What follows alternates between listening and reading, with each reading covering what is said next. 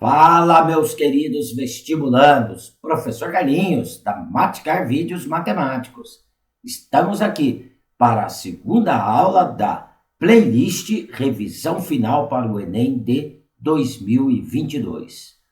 Nesta aula, eu continuo a correção da prova de matemática que ocorreu em 2021. Estarei corrigindo da questão 6 à questão 10. Beleza? Então, como dizia a minha avó, chegou a hora da onça beber água. Vem comigo!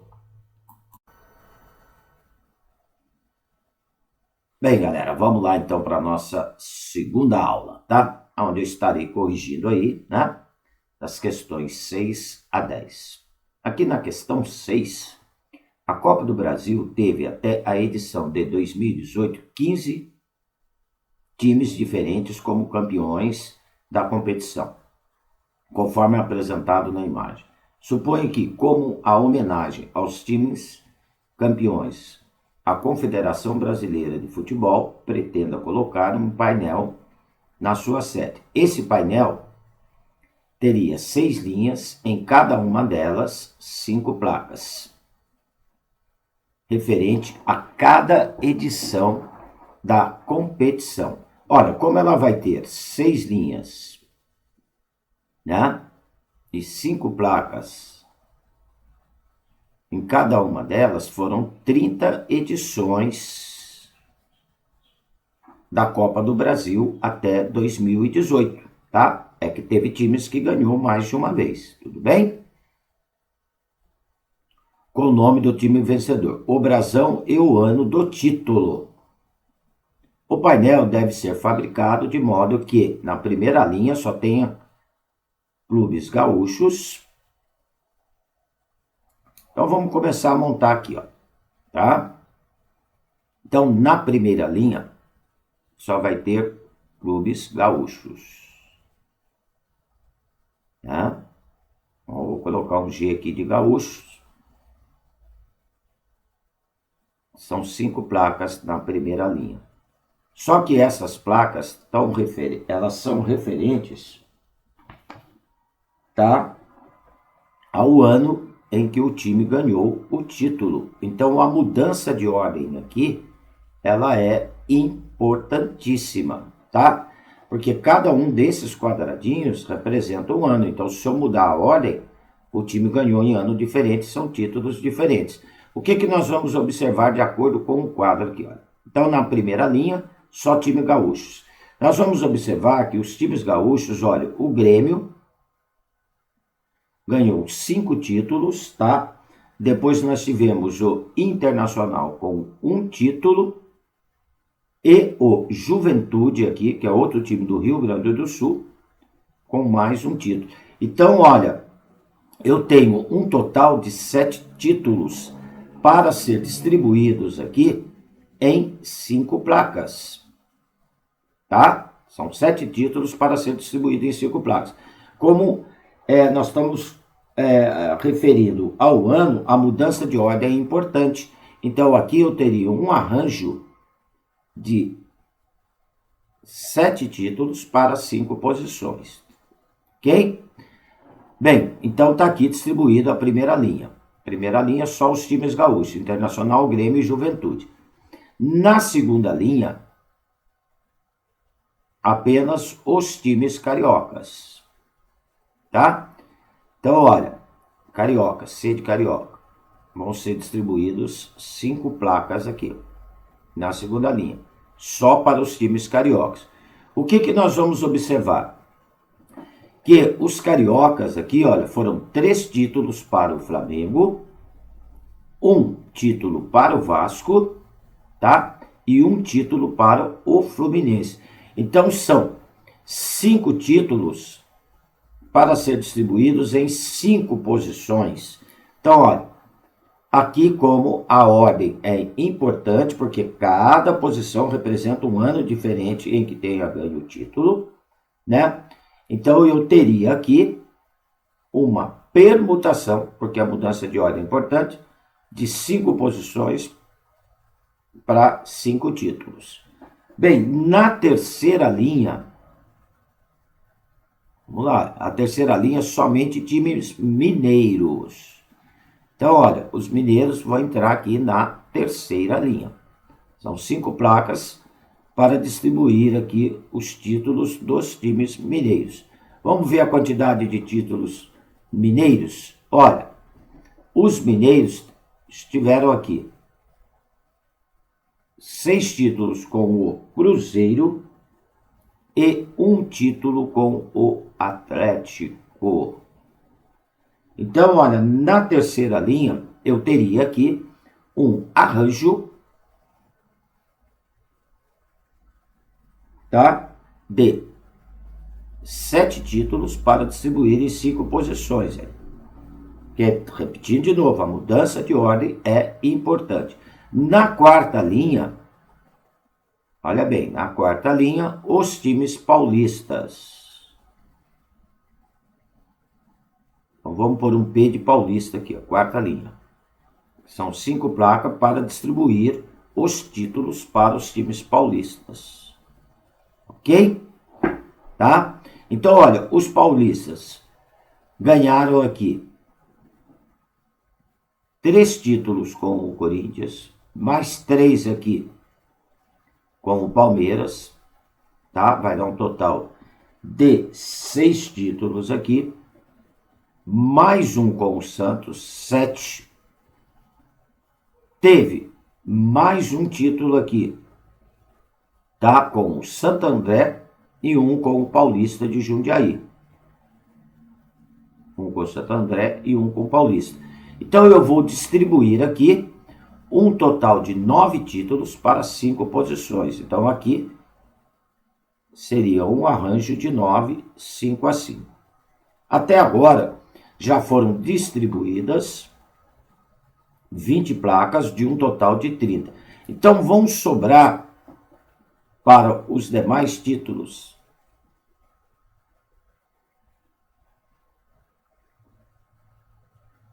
10 placas para 10 posições, porque o que está dizendo? Aí no enunciado, né? Que as 2 últimas edições, seriam as 2 últimas aqui, ó, não tem restrição para o time e nenhum estado. Então, eu tenho aqui 10 posições para ser ocupado por 10 títulos. Então, me daria uma permutação de 10. Ok? Bem, cada distribuição de uma linha vai fazer uma combinação com as outras linhas. Então, além disso, eu vou precisar aqui do princípio multiplicativo da contagem. Então, seria um arranjo da primeira linha de 7, 5 a 5, multiplicado pela permutação de 5, que é a da segunda linha, multiplicado pelo arranjo de 7, 5 a 5, que é a da terceira linha, multiplicado pelo arranjo de 9, 5 a 5, que é na quarta linha, multiplicado pela permutação de 10, que é envolvendo as 2 últimas linhas do brasão. Lembrando aqui a fórmula do arranjo, né? Arranjo de n elementos P a P me dá n fatorial sobre n menos P fatorial. E a permutação de n é igual a n fatorial. Então, vamos substituir aqui, tá? O arranjo de 7, 5 a 5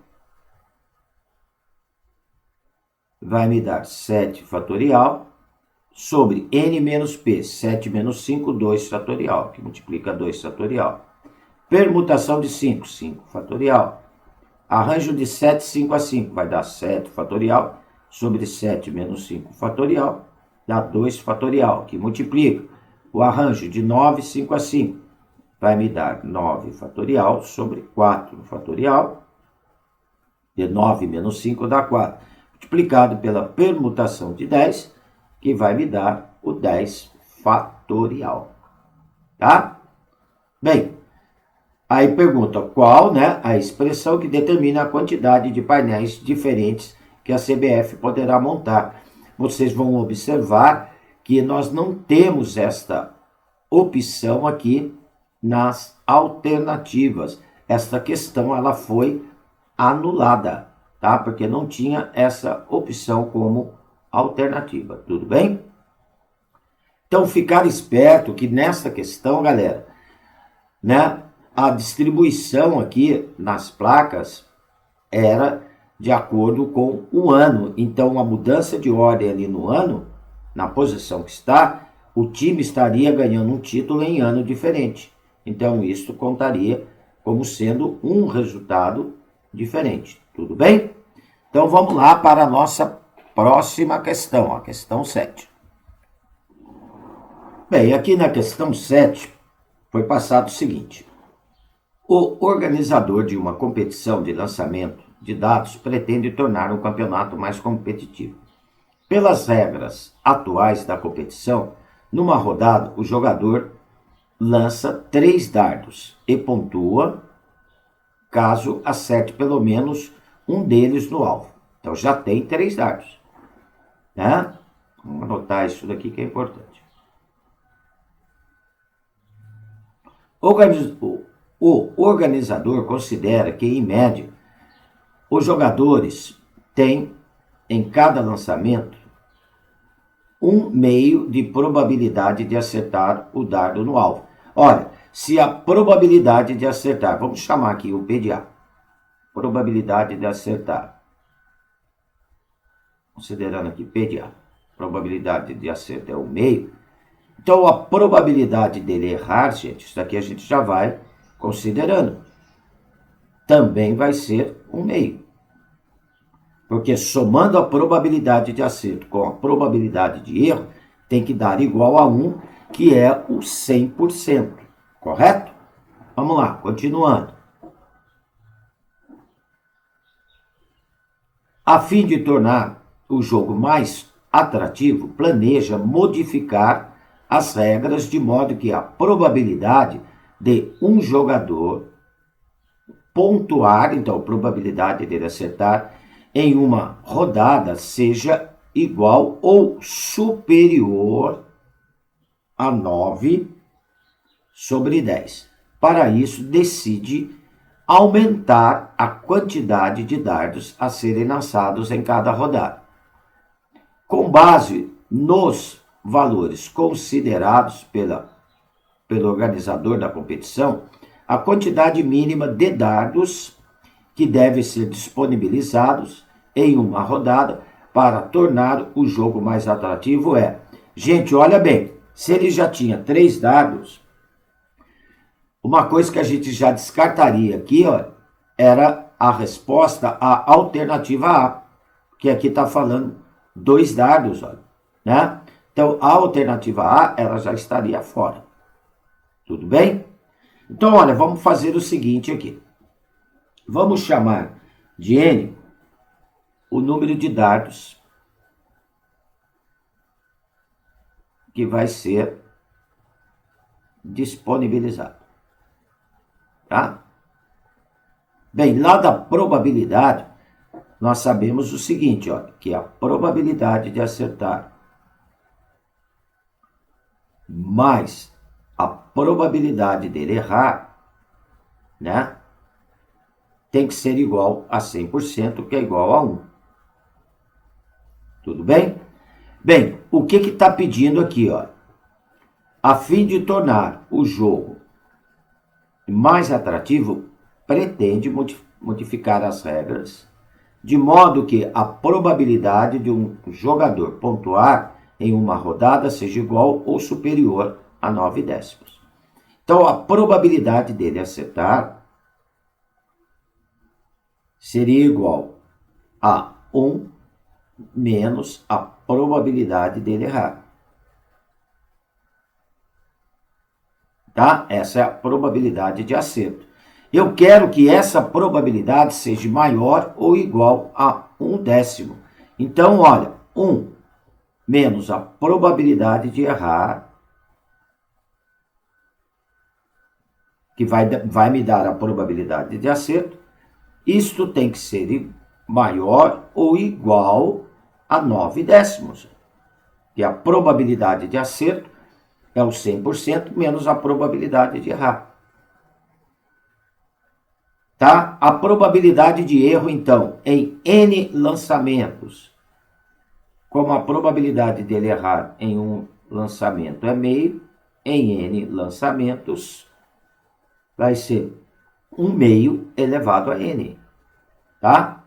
Que aí eu vou descobrir aqui o valor do N. Terá que ser igual, maior ou igual a 9 décimos, tá? Bem, agora nós vamos tirar o valor do N aqui nessa expressão, tá?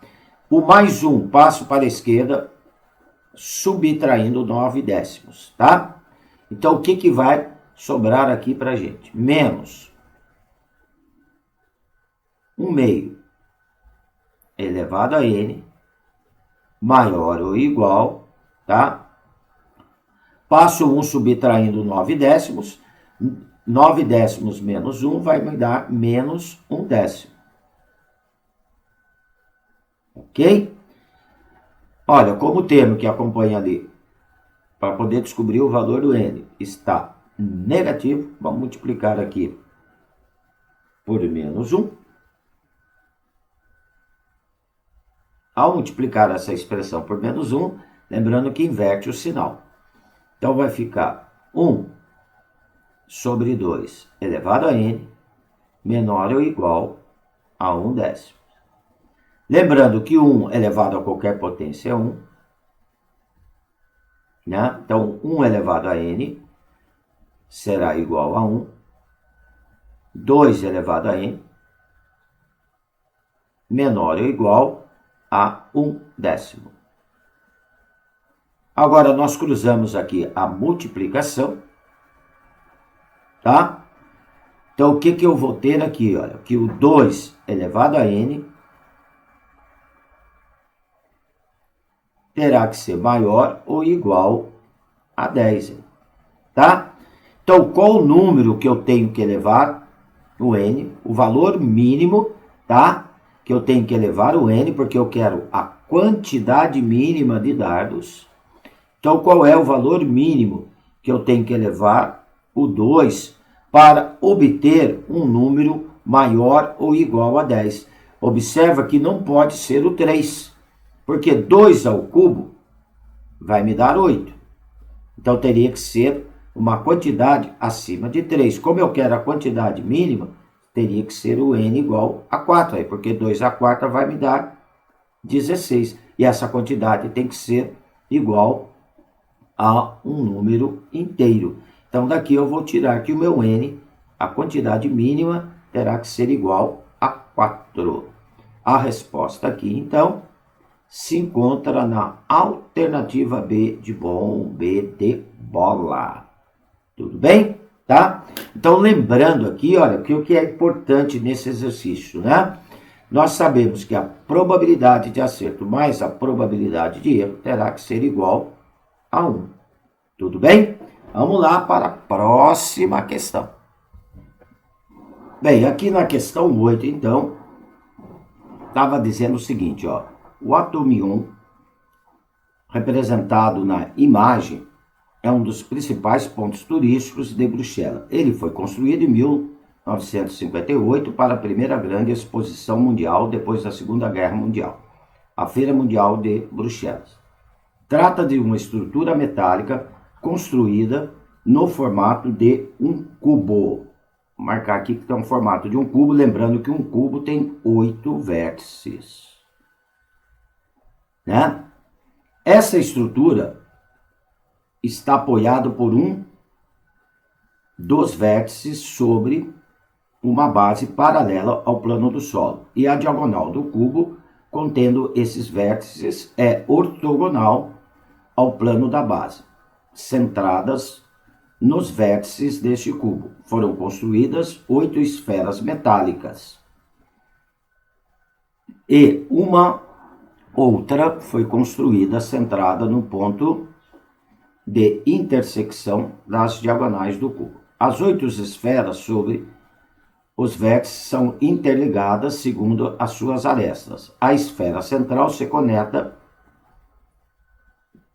a elas pela diagonal do cubo. Todas essas interligações são feitas por tubos cilíndricos que possuem uma escada em seu interior, permitindo o deslocamento de pessoas pela parte interna da estrutura. Na diagonal ortogonal à base, o deslocamento é feito por elevador, que permite o deslocamento entre as esferas da base, a esfera do ponto mais alto, passando pela esfera central. Considere: um visitante deslocou no interior do atomo 1, sempre em linha reta e seguindo o menor trajeto entre dois vértices, passando por todas as esferas e todas as diagonais do cubo. Então aqui contou um pouquinho de história, tá? Né? Sobre essa estrutura. A projeção ortogonal sobre o plano da base percorrido por esse visitante é representada por... Então, que é a projeção ortogonal? Qual dessas 5 figuras aqui vai representar a projeção ortogonal? Gente, o importante aqui, olha, eu fiz o desenho, tá, do nosso cubo. Então, está apoiado sobre um dos vértices aqui, olha. Então, como o cubo tem 8 vértices, observa que 2 desses vértices, que é que vai compor a diagonal, eles vão estar alinhados, gente. Então, a hora que eu fizer a projeção deles, vai dar bem no centro aqui da base de um hexágono. E as projeções ortogonais das diagonais vão me dar essas retas que estão cruzando aqui, ó, tá? Porque o cubo tem 8 vértices. 2 deles vão estar alinhados com o centro da base. Tá, lá? Do hexágono, porque aí vão me sobrar os outros 6 vértices, tá? Vão me sobrar esses outros 6 vértices aqui, ó. E a hora que eu fizer a projeção ortogonal desses 6 vértices aqui, ó, esses outros 6 vértices vão me dar o hexágono aqui na base. Aqui o desenho da projeção ortogonal, porque ele está apoiado sobre um dos vértices, tá? E o que acontece? Esses 2 vértices aqui vão estar alinhados com o centro, que é o cruzamento das diagonais, vai me dar um ponto no centro da base. Então, eu vou ter como projeção ortogonal este hexágono, tá? Esses 2 vértices vão dar bem no centro da base e as diagonais vão me dar essas retas aqui, ó.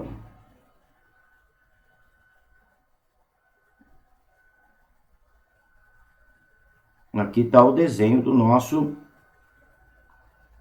da nossa estrutura metálica. A hora que fizer a projeção, vai me dar essa figura, que se encontra aqui na alternativa E de excelente, tá?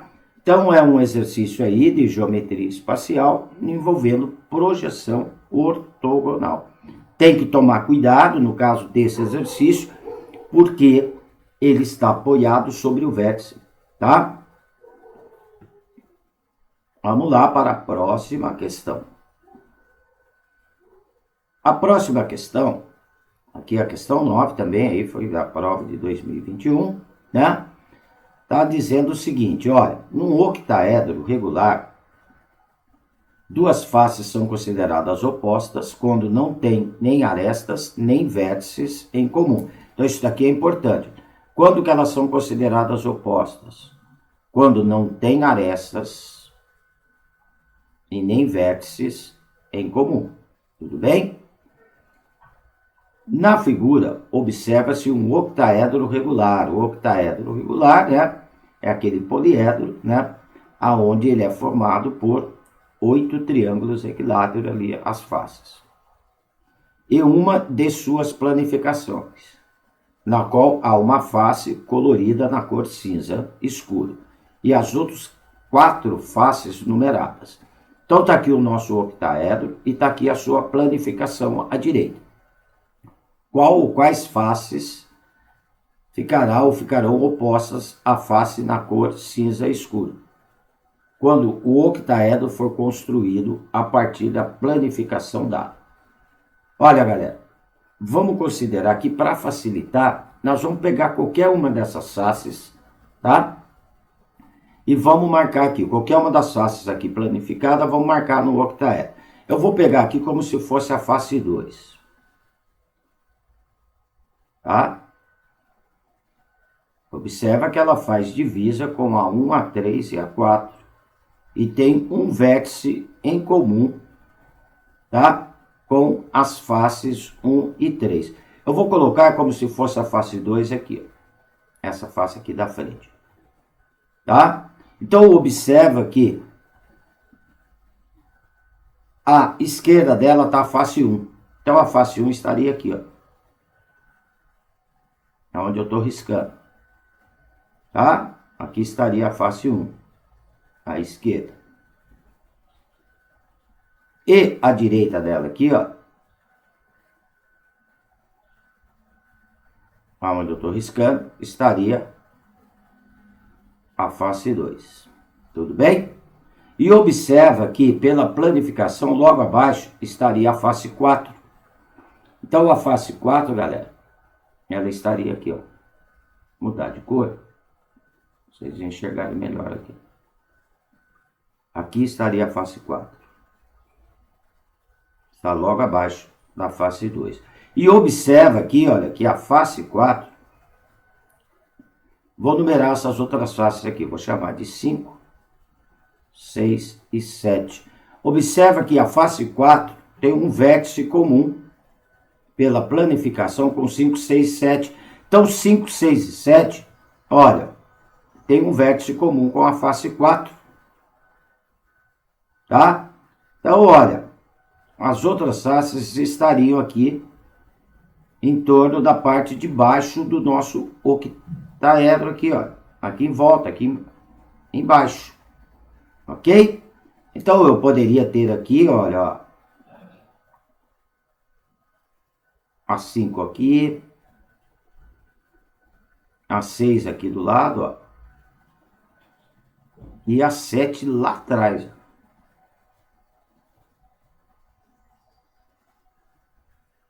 A 7 lá atrás. Então, sobrou para a face cinza, está aqui, ó. Aqui, onde eu estou marcando aqui de laranja, seria a face cinza. Ó. Ela estaria aqui atrás. A nossa face cinza. Ela vai estar oposta à face 4. Por que ela vai estar oposta à face 4? Observa que esta face, ela não tem nem vértice e nem arestas em comum com a 4. É a única face que ela não tem nem vértice nem aresta em comum. Porque para considerar face oposta, não pode ter nem vértice nem aresta em comum. Tá? Então, seria aqui com a face 4. Resposta alternativa E de excelente. Ok? Então, também um outro exercício aí envolvendo a nossa geometria espacial. Ok? Vamos lá para a questão 10. Aqui na questão 10, está dizendo o seguinte, também da prova de 2021. Projeto de um contêiner em forma de um paralelepípedo reto retangular previa a pintura dos dois lados, interno e externo, de cada uma das 4 paredes com tinta acrílica e a pintura do piso interno com tinta epóxi. O construtor havia pedido a 5 fornecedores diferentes orçamento das tintas necessárias, mas antes de iniciar a obra, resolveu mudar o projeto original, alterando o comprimento, a largura para o dobro do originalmente previsto, mantendo inalterada a altura. A partir de novos orçamentos aos seus fornecedores, para as novas dimensões, cada um deu uma resposta diferente sobre a nova quantidade de tintas necessárias. Em relação ao previsto para o projeto original, as novas quantidades de tintas necessárias informada pelos fornecedores foram as seguintes. O fornecedor 1, isso depois de alterado a estrutura. Então, o que eu tinha? O container, ele tinha a forma de um paralelepípedo. Tá? Vamos desenhar aqui um paralelepípedo reto retângulo.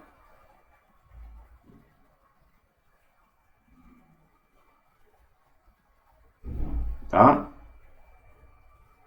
Tínhamos aqui um paralelepípedo reto retângulo. Isso aqui era o projeto inicial.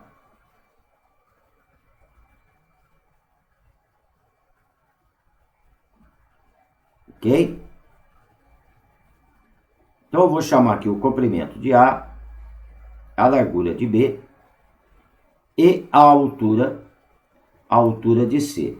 Pelo projeto inicial, tá? O que estava dizendo? Que ia pintar o solo. Então, uma área aqui seria a área do chão do container. Seria A vezes B. Ok?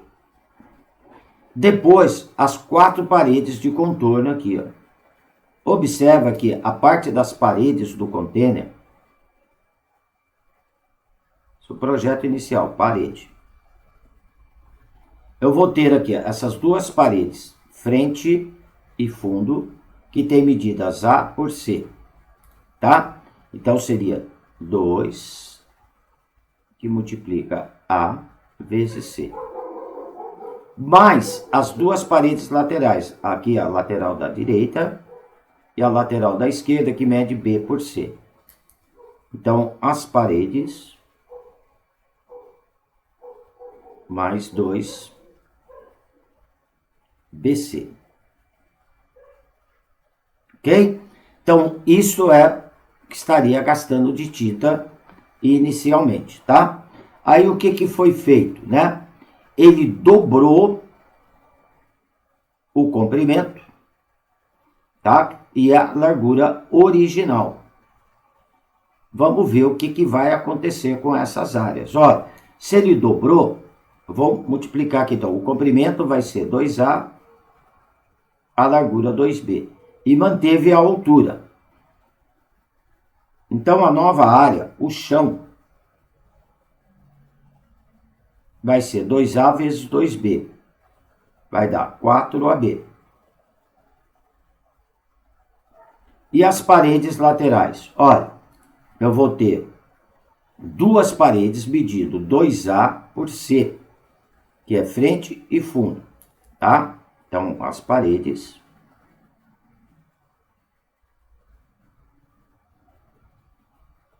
são 2 paredes medindo 2A por C, mais 2 paredes, que são as laterais. Aqui a lateral da direita e a lateral da esquerda, mais 2 paredes, medindo 2B por C. Então, a parte da área aí das paredes, tá? O que eu vou observar que aconteceu aqui, ó? Ficou 4AC mais 4BC. Tudo bem? Tá? Então, aqui é depois dele ter alterado o projeto. Bem, vamos voltar aqui para a gente ver qual a alternativa que vai se encaixar. Em relação ao previsto para o projeto inicial, as novas quantidades de tinta necessárias informadas pelo fornecedor, o fornecedor 1 diz o seguinte: o dobro do tanto para as paredes quanto para o piso. Tá? Olha, o chão quadruplicou, não dobrou. Então, já está fora aqui este fornecedor. Isso daqui está fora. Vamos lá, fornecedor 2. O que ele diz? O dobro para as paredes e 4 vezes para o piso. Opa, tá aqui, ó lá. 4 vezes para o piso, porque inicial era A vezes B, o final 4AB. Inicial para as paredes era 2 vezes AC, BC, e foi para 4 vezes AC, BC. Então, olha, dobrou as paredes e quadruplicou os pisos. Então, olha, analisando as informações dos fornecedores, o construtor providenciará a quantidade adequada de material. Considere a porta de acesso do contêiner como uma parte de uma das paredes. Qual fornecedor apresentou prestou as informações adequadas, devendo ser escolhido pelo construtor para aquisição do material. Então foi aqui o fornecedor 2, não precisa nem verificar os outros, né? Resposta aqui, então, alternativa B de bola, tá? Aí, ó, o 3 está dizendo 4 vezes tanto para as paredes quanto para o piso, não é. 4 vezes tanto para a parede e o dobro do piso, não é, porque quadruplicou o piso. 8 vezes para a parede, 4 vezes para o piso. Então, informações erradas. Tudo bem? Então tá aí, galera. Aqui eu estou encerrando essa nossa segunda aula, né? Onde nesse último exercício aí também envolvendo a geometria espacial. Ok, galera? Tá? Então eu estou encerrando aí a nossa segunda aula da playlist e revisão final para o Enem de 2022. Observa que, olha, nós trabalhamos aí nessa aula com a parte de análise combinatória, probabilidade e geometria espacial.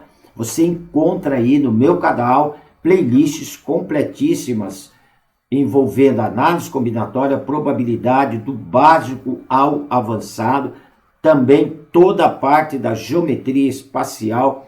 Você também encontra aí playlists no meu canal sobre prismas, poliedros, pirâmides, esferas, cilindros. É só procurar aí. Valeu, galera? Qualquer dúvida em algum dos exercícios explicados nessa aula, por favor, deixe nos comentários que eu terei o maior prazer em atendê-los. Se gostou, não esqueça de dar um positivo aí no meu canal. Vamos ajudar o canal do Tio Carlinhos a crescer para eu também poder ajudá-los. E se inscreva para ter notificações de novas aulas. Tudo bem? Logo, logo estarei lançando a nossa terceira aula desta playlist revisão final para o Enem de 2022, onde eu vou continuar a correção das questões que caíram na prova de 2021. Ok? Um abraço com carinho do professor Carlinhos. Fui!